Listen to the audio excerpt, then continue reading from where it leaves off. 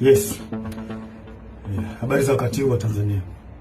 Kwa majina naitwa Captain Tesha, afisa kutoka Jeshi la Wananchi wa Tanzania katika kikosi cha Saki, kwa maana kwamba ni shule ya anga ya kijeshi. Awali ya yote napenda kumshukuru Mwenyezi Mungu, muumba mbingu na nchi, kwa kunipa uhai na afya mpaka muda huu ambapo nazungumza nanyi wa Tanzania wenzangu.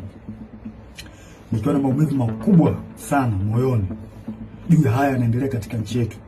Nimejaribu kutafakari sana mpaka muda mwingine kufikia kumshirikisha Mungu kwamba nikiwa naiona hatari kubwa sana ambayo ipo mbele yetu kama taifa. Haikuwa rahisi hata kidogo kwangu mpaka leo hii Watanzania kuniona nikiwa mbele yenu naongea haya mambo. Haikuwa rahisi kwa sababu nazijua taratibu zetu za kijeshi jinsi zilivyokuwa ngumu, hasa kwa mambo kama haya. Haikuwa rahisi hata kidogo kutafakari mpaka kuamua kufanya hiki.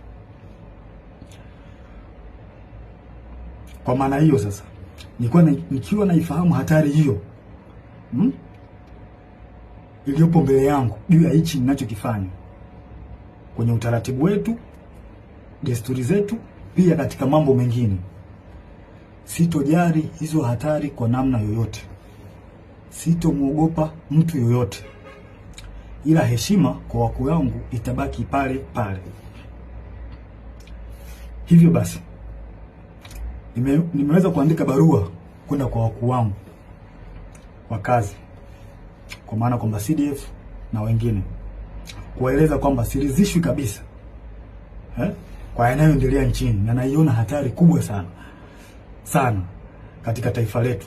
Hivyo basi ni vema kama jeshi kuchukua hatua haraka sana kabla hatujachelewa, kwa kuwa imani pekee iliyobaki kwa Watanzania ni jeshi lao. Japo muda mwingine wanasiasa wanajaribu kuliingiza jeshi letu kwenye mambo ya siasa, kulitumia ili uweze kufanikisha mambo yao, lakini tumebaki kuwa imara na bado tunaendelea kuaminika na Watanzania. Hivyo basi, kwa kuona hilo na kuona hali ambayo ipo kwa sasa, sehemu pekee na imani pekee ya Watanzania ni kwenye jeshi lao. Hivyo nashauri jeshi letu liweze kuchukua nchi haraka sana